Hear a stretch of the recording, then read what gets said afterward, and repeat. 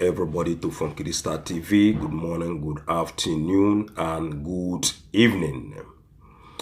Yes, Happy New Year to you all. Today, I have some news that I want to share with all of us.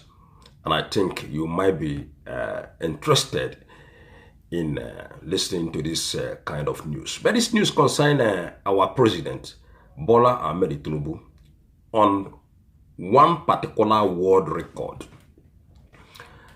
And this record is like a kind of thing that we already heard from Atiku Abubakar, somebody like Omoyele Sowore, and too many different politicians in Nigeria. Not only in 2023, but way back before 2023. Even when the man was governor of Lagos State, we have been hearing this kind of news. But who am I to say anything or to question Bola Ahmed Tinubu?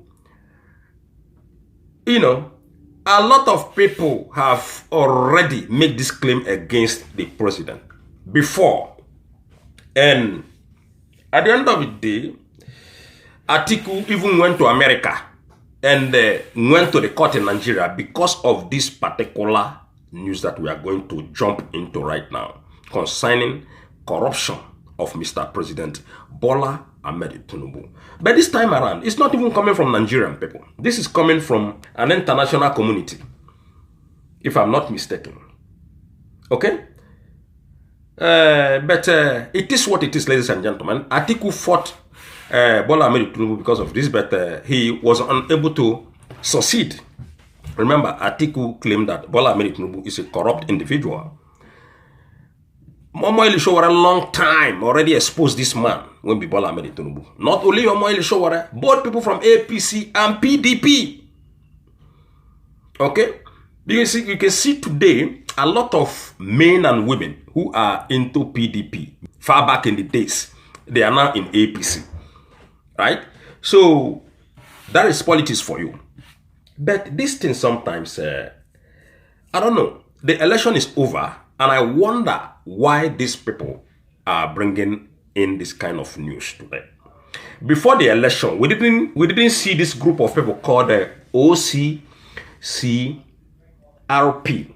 That is Organized Crime and Corruption Reporting Projects. Before the election, remember, if this group of people come out fully before this 2023 election to make this kind of comment they are making right here, I don't think Tinubu will be president of Nigeria today. I don't think so. But anyway, let's just dive in to see what's up. But before we do that, I want to encourage you people, the new guys, please do follow us, subscribe, and always hit the like button in any of our videos. Okay? It makes sense very much when you hit that like button after your subscription. Don't forget that. So let's see the headline. Then after that, we're going to see what police organizations in somewhere in the north are telling politicians, what the politicians are doing to the youths. But first, let's take a look on this Mr. President's news story. A lot of people have reacted, including one former senator called Shehu Sani. World record. President Tinubu reportedly tops list of world's most corrupt organized crime person of the year 2025. Imagine. This is a mind-blowing headline. To give a whole Jagaban this kind of name that is the man came out number third position in the whole world. Let us take a look, ladies and gentlemen. In the whole world. Not in Africa, the whole world. Third. This is a devastated news for Mr. President. But they don't care. They don't care. So these are the kind of headlines that the oppositions could use to fight the Mr. President come 2027, if they want to really fight sincere fight with Mr. President. Nigerian President Bola Ahmed Tinubu has been spotlighted as one of the world's most notorious leaders in a recent recognition by the Organized Crime and Corruption Reporting Project, OCCRP.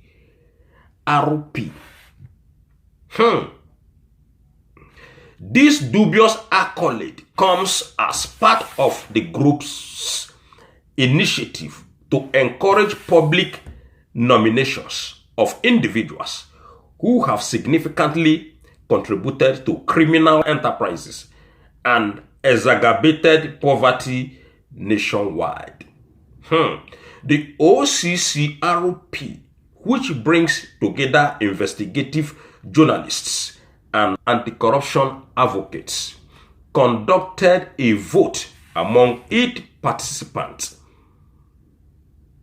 where Tinubu finished in the third place. Kenya President William Ruto topped the list, while the Indonesian leader Joko Widodo secured the second position, despite the prestigious title of Person of the Year was awarded to Bashar al-Assad, the former Syrian president who fled to Russia earlier this month after being a long torture characterized by widespread corruption and oppression. Recognizing the importance of public sentiment regarding corruption, OCCRP officials emphasized that the nomination reflects a collective outrage over the session of these leaders at 72. Bola Tinubu has been criticized for fostering a culture of corruption in Nigeria. His tenure as governor of Lagos State in 1999 to 2007 is frequently cited as a period during which he greatly enriched himself and his family. I told you guys, it's been a long time. People have been talking about this Mr. President as a corrupt public officer. But the thing that baffles me is, at the end of the day, why do people allow this man to become Nigerian president? Though every Nigerian president are corrupt. All of them are well corrupt public officials from A to Z. All of them, ladies and gentlemen, are corrupt. Till today, they are still doing the same thing. Imagine if Bola Tinubu could do this in 1999 to 2007. He enriched himself greatly. Imagine what the man is going to do being a sitting president of Nigeria, ladies and gentlemen. Imagine what the man is going to do. Okay? So, it is according to the news. I am not saying that Bola Tinubu is corrupt or he's not corrupt. This is all according to the news. He might be corrupt. Well, that is what the news is telling us. Additionally, Tinubu's past, including allegations of being involved in drug trafficking in Chicago, has colored public perception during the nomination process. Questions surrounding his academic qualification also emerged shortly after his inauguration, which allegations of certificate forgery complicating his political standing. Despite the morning allegations against him, Tinubu has constantly denied any involvement in corruption or criminal activities. As of now, a spokesperson for the president has not responded to requests for comments regarding his recent recognition as a prominent figure in organized crime, as reported by the People's Gazette. Wow. The announcement has sparked discussions about the state of governance in Nigeria and in the pervasive issue of corruption that have plagued the country for decades.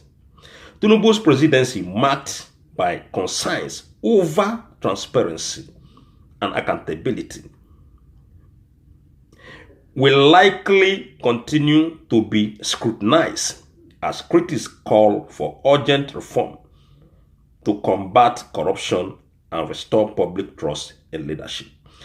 As the global community watches, the implications of these developments could significantly impact Nigeria's political landscape moving forward. Ladies and gentlemen, this is what they are telling us about Bola Ahmed Tinubu. The news says so, that the man is corrupt, very, very well corrupt, and people have been talking about it for a very, very long time. And that's it for your president, the Jagaban in Aso Rock. And at the end of the day, the court still say, oh, you are going to sit down there in Aso Rock no matter what. So what can you do about it? The election is over. And I don't know why this kind of news is coming out right now. I don't actually know. So that's it. Let us just take a look to conclude this this segment based on what the police people are accusing the political parties and political leaders in Nigeria, what they are doing to the youths of Nigeria. Let's just go into it sharply to see what they are saying. Remember, these are Nigerian police force or Nigerian police forces accusing the political leaders. Police accused political parties of fueling thuggery in Kano State. The people that are supposed to save you, they are the people fueling thuggery.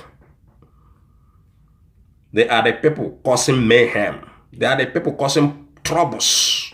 They are the people causing pains and sorrow. But they say they are leaders. Okay? The Kano State Commissioner of Police, Mr.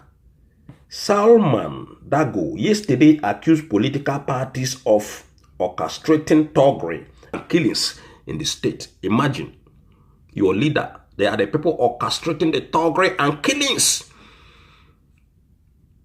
So, when the IPOB people from the southeastern part of Nigeria, they are accusing the some governors, some sitting governors, right there in Biafran land, are baiting and causing all the whole problems in the Igbo land. Don't doubt it, ladies and gentlemen. Don't doubt it. These are dangerous men that we have in Nigeria, the politicians. They are the people behind all kinds of nonsense happening in your country. Okay? The CP, however, noted that unless political actors cease their blame games, it may be difficult to sustain lasting stability in the state. The same thing in the southeastern part of Nigeria. You see what this guy come out to say last time, Soludo, about Nnamdi Kanu.